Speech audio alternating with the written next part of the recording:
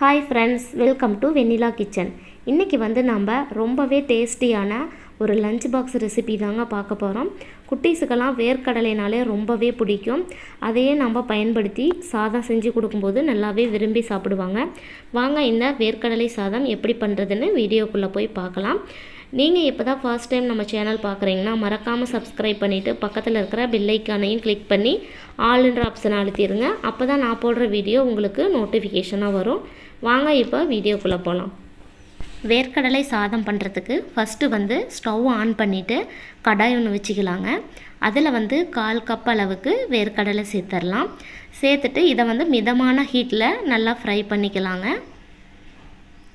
அடுப்பை லோ ஃப்ளேமில் வச்சுட்டு இது போல் லைட்டாக ஃப்ரை பண்ணிக்கோங்க. லைட்டாக கலர் சேஞ்ச் ஆனால் போதுங்க. நம்ம ரொம்ப நேரம் வறுக்க வேண்டியதில்லை. லைட்டாக கலர் மாறிடுச்சுங்க. இதை நம்ம ஒரு பிளேட்டுக்கு மாற்றிக்கலாம். அதே கடாயிலேயே 6லேருந்து 7 வரமிளகாவை சேர்த்துக்கோங்க. 1 ஸ்பூன் அளவுக்கு கடலைப்பருப்பு, 1 ஸ்பூன் உளுத்தம்பருப்பு சேர்த்துட்டு இதையும் நல்லா ஃப்ரை பண்ணிக்கலாங்க.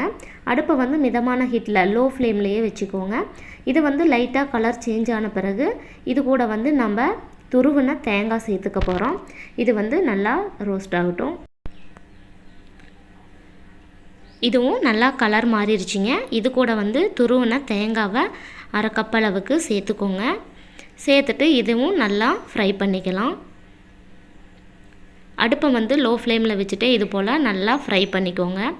தேங்காய் சேர்த்த பிறகு ரொம்ப நேரம் ஃப்ரை பண்ண வேண்டியது இல்லைங்க. அந்த தேங்காய் ட்ரை ஆகிற வரைக்கும் மட்டும் நம்ம ஃப்ரை பண்ணால் போதும்.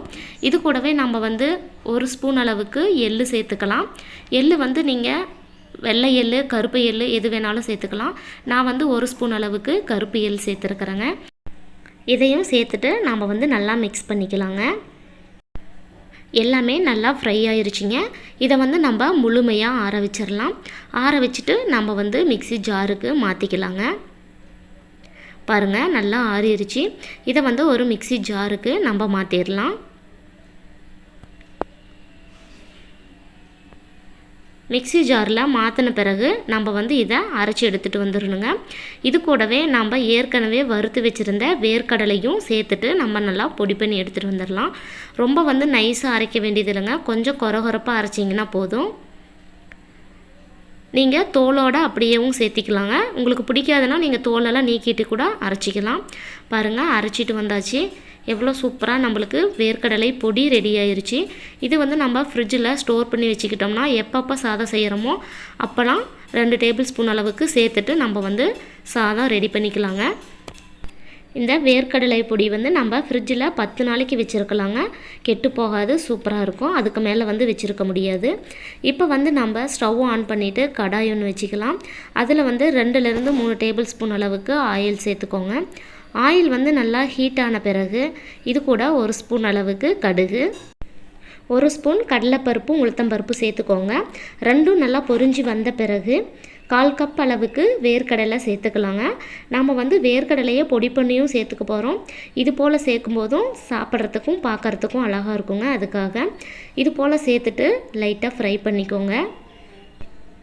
வேர்க்கடலை லைட்டாக கலர் மாறி இருக்குது. இந்த ஸ்டேஜில் ஒரு கொத்து கருவேப்பிலை சேர்த்துக்கோங்க. கருவேப்பிலை சேர்த்துட்டு நல்லா மிக்ஸ் பண்ணிக்கலாம். இது கூடவே கொஞ்சமாக மஞ்சத்தூள் சேர்த்துட்டு நல்லா மிக்ஸ் பண்ணிக்கோங்க. மஞ்சத்தூளோட பச்சை ஸ்மெல்லாம் போன பிறகு நம்ம வடித்த சாதத்தை உள்ளே ஆட் பண்ணிக்கலாங்க. 2 கப் அளவுக்கு சாதம் சேர்த்துக்கலாங்க. சாதம் சேர்த்த பிறகு அதன் மேலே நாம் அரைச்சி வச்சுருந்த வேர்க்கடலை பொடியை மேலே போட்டுக்கலாம். உங்களுக்கு எந்த அளவுக்கு பொடி தேவையோ அதுக்கு தகுந்த மாதிரி நீங்கள் ஆட் பண்ணிக்கோங்க. நான் 4லேருந்து 5 டேபிள் ஸ்பூன் அளவுக்கு சேர்த்துருக்குறேங்க. எல்லாத்தையும் ஒரு டைம் நல்லா கலந்து விட்டுருங்க. அந்த பொடியும் சாதமும் ஒன்றோடு ஒன்று நல்லா மிக்ஸ் ஆகிற மாதிரி நல்லா மிக்ஸ் பண்ணிக்கோங்க. அவ்வளவுதான், சூப்பரான வேர்க்கடலை சாதம் நம்மளுக்கு ரெடி ஆயிடுச்சு. அடுப்பு லோ ஃப்ளேமில் வச்சுக்கோங்க. வச்சுட்டு இது போல் எல்லாத்தையும் நல்லா மிக்ஸ் பண்ணிக்கலாம். அவ்வளோதான் ஃப்ரெண்ட்ஸ், சூப்பரான வேர்க்கடலை சாதம் ரெடி ஆயிருச்சு. இது போல் நீங்கள் வந்து குட்டீஸுக்கு ஒரு முறை செஞ்சு கொடுத்தீங்கன்னா அவங்க திரும்ப திரும்ப செஞ்சு தர சொல்லி கேட்பாங்க. அந்தளவுக்கு இதனோட டேஸ்ட் அவ்வளோ சூப்பராக இருக்கும். கண்டிப்பாக நீங்கள் வந்து ஒரு முறை இது போல் செஞ்சு பார்த்துட்டு எப்படி இருந்துச்சுன்னு எனக்கு கமெண்ட் பாக்ஸில் கமெண்ட் பண்ணுங்கள். நான் செஞ்ச இந்த ரெசிபி உங்களுக்கு பிடிச்சிருந்தா லைக் பண்ணி ஷேர் பண்ணுங்கள். மறக்காமல் வெண்ணிலா கிச்சனுக்கு சப்ஸ்கிரைப் பண்ணுங்கள். தேங்க்யூ.